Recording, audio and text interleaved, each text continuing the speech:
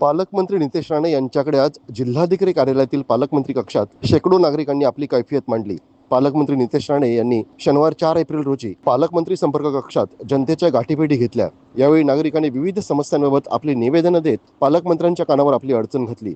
जनतेच्या अडचणी ऐकून मंत्री नितेश राणे यांनी त्यावर लागलीच तोडगा काढत त्यांचे समाधानही केले। यावेळी जिल्हा परिषद अध्यक्ष प्रमोद कामत, जिल्हा परिषद उपाध्यक्ष दादा साईल, जिल्हा बँक अध्यक्ष मनीष दळवे उपस्थित होते। पालकमंत्री असलो तरी या जिल्ह्याचा सेवक म्हणून या जिल्ह्याच्या लोकांच्या अडीअडचणी दूर करणं हे माझं मूळ कर्तव्य आहे आणि म्हणून लोकांशी जास्तीत जास्त संवाद करणं, त्यांची गाठीभेटी घेणं आणि त्यांचे प्रश्न लवकरात लवकर सोडवणं हे माझं कर्तव्य आहे आणि म्हणून आम्ही हे पालकमंत्री कक्ष सुरू केला होता आणि त्याप्रमाणे आज ह्या पालकमंत्री कक्षामध्ये बसून माझ्या जनतेची जे काही अडीअडचणी आहेत, निवेदनं आहेत ते सोडवण्याच्या दृष्टिकोनातून आज आम्ही हा संवादाची बैठक इथे आयोजित केली होती। मोठ्या प्रमाणामध्ये लोक आली, त्यांनी त्यांच्या निवेदनावर आमच्याकडून न्याय मिळवून घेतला आणि असंच ह्या जिल्ह्यामध्ये जिल्ह्याच्या जनतेशी सातत्याने संवाद ठेवणं। आता माझ्याबरोबर माझे आमचे जिल्हा परिषद अध्यक्ष पण आहे, जिल्हा बँकेचे अध्यक्ष आहे, उपाध्यक्ष आणि अन्य लोकप्रतिनिधी पण इथे आहेत आणि म्हणून जनतेचे सेवक म्हणून आम्ही जेवढे जास्त जनतेच्या जवळ जाऊ, जनतेला थांबून ठेवण्यापेक्षा जनतेचे प्रश्न लवकर सोडवणं हे आमचं काम आहे, कर्तव्य आहे आणि तेच आम्ही करण्यासाठी आज इथे जमलेलो आहे। अनधिकृत व्यवसायावरती आपण धडक कारवाई करताय, मात्र आता जर बघितलं तर कालावड खाडीमध्ये मोठ्या प्रमाणात वाळू उपसा होते। या ठिकाणी तळाशीलचे ग्रामस्थ आंदोलन करतायत खाडीमध्ये उतरून। कालच त्या संदर्भात आमदार निलेश राणेजी असतील, मी स्वतः असेल, आम्ही सगळे शासकीय यंत्रणेच्या संपर्कात आहोत, महसूल यंत्रणेच्या संपर्कात आहोत। अनधिकृत अशा पद्धतीचा कोणी वाळू उपसा करत असेल तर आम्ही जिल्हा प्रशासन म्हणून आम्ही सहन करणार नाही, म्हणून त्या पद्धतीचे निर्देश आणि आदेश संबंधित अधिकाऱ्यांना दिलेले आहेत आणि म्हणून ह्या सगळ्यावर करडी नजर आमच्या लोकांची आहे, म्हणून जनतेने निश्चिंत राहावं। शक्तीपीठ महामार्गाचे काही गावं आहेत ते वगळण्यात आले, काही गावं ॲडिशनल ॲड करण्यात आले, त्याच्यामध्ये कशा प्रकारे हा रूट असेल आणि त्याचा फायदा कसा होणार? बघा, शक्तीपीठ महामार्ग हा आपल्यासाठी विकास मार्ग आहे। जेव्हा त्याचा ओरिजिनल प्लॅन बाहेर आला तेव्हा मी असो, आमचे मनीष दळवीजी असो, आम्ही काही मंत्रालय स्तरातल्या अधिकाऱ्यांबरोबर बसलो आणि त्याच्यामध्ये बाधित झालेली गावं ज्याच्यामध्ये आमचं बांदा बाजारपेठ पण बाधित होत होता, अन्य प्रमुख गावं पण बाधित होत होती आणि तिकडच्या सगळ्या लोकांशी चर्चा केल्यानंतर आदरणीय राणे साहेबांनी कलेक्टर ऑफिसमध्ये मुख्याधिकारी जिल्हाधिकारी कार्यालयामध्ये बैठक घेतली आणि मग तिथेच आमचं ठरलं की लोकांचे जे विरोध आहेत, बांदा ही आमच्या जिल्ह्यातली फार प्रमुख बाजारपेठ आहे, म्हणून अशा बाजारपेठांना किंवा अशा गावांना वगळून हा महामार्ग जो विकासाच्या दृष्टिकोनातून अतिशय महत्त्वाचा आहे, त्याला आपण जो प्लॅन होता त्याचा जास्त फायदा गोवाकडे होत होता, कारण तो रस्ता निघतच होता डायरेक्ट गोव्यामध्ये। आपण सुचवलं की बाबा महामार्ग करतच असाल तर तुम्ही जिल्ह्याला त्याचा फायदा कसा होईल या दृष्टिकोनातून आपण पहा। त्याप्रमाणे 0 पॉईंट आणि मळगाव ह्या दोन्ही पॉईंट आम्ही सुचवलेले आहेत। त्याप्रमाणे MSRD संबंधित खातं ह्याबद्दल अभ्यास करत आहे।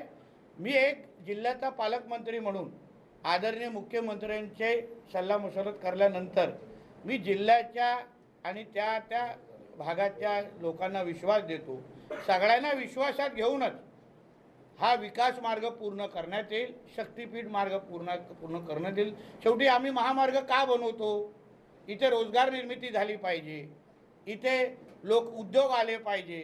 आज शक्तीपीठमुळे मोठ्या प्रमाणामध्ये उद्योग आणि व्यवसाय आमच्या जिल्ह्यामध्ये येऊ शकतात।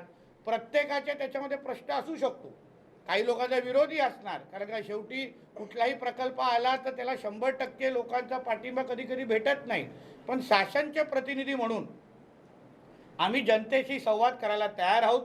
जनतेने कुठल्याही अफवांवर विश्वास ठेवू नये अशी विनंती मी जिल्ह्याचा पालकमंत्री म्हणून करेन। माझं कार्यालय तुमच्यासाठी 24 तास उघडं आहे।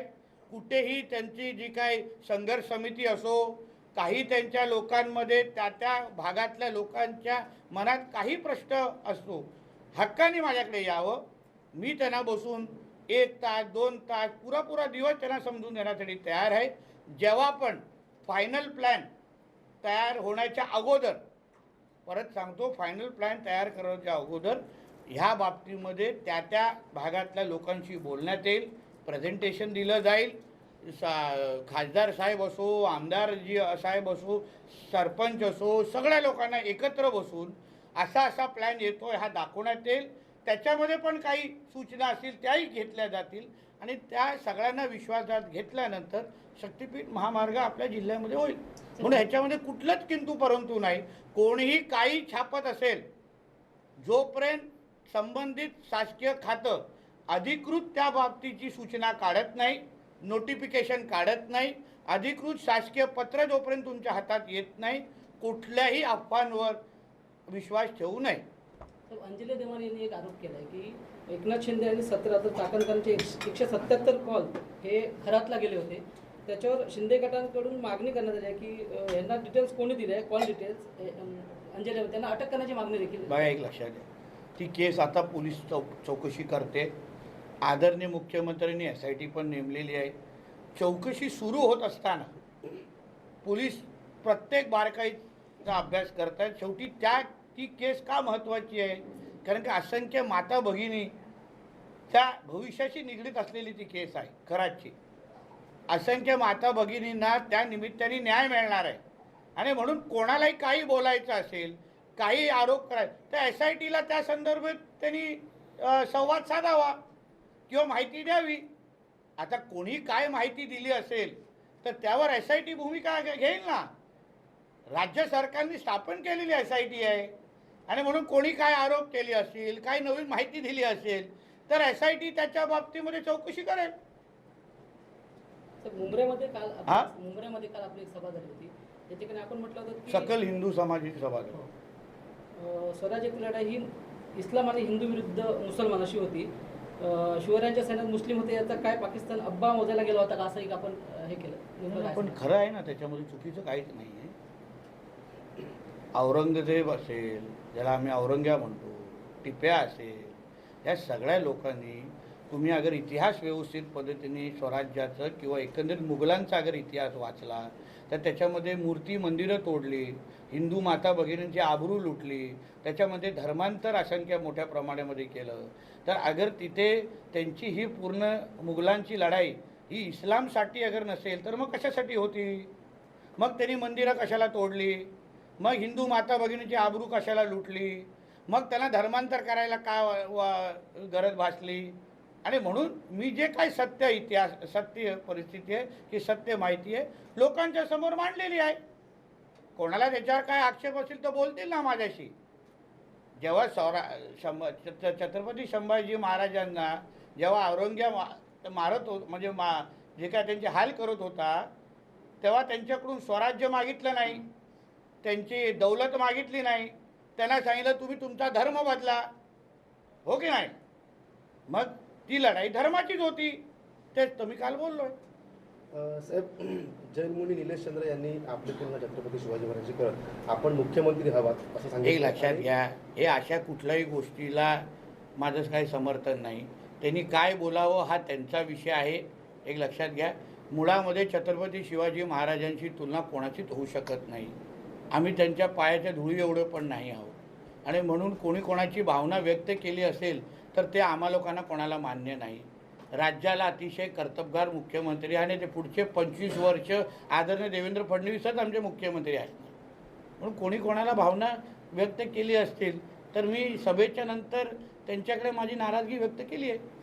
उपमुख्यमंत्री सुनेत्रा पवार यांनी उद्धव ठाकरेंना फोन करून बारामतीची विधानसभा निवडणूक आहे त्यांनी पाठिंबा द्यावा अशी विनंती केली आहे आणि त्यासोबत काँग्रेस नेत्याने आपण पाठिंबा देण्यासाठी विनंती करण्यासाठी ते म्हणतात.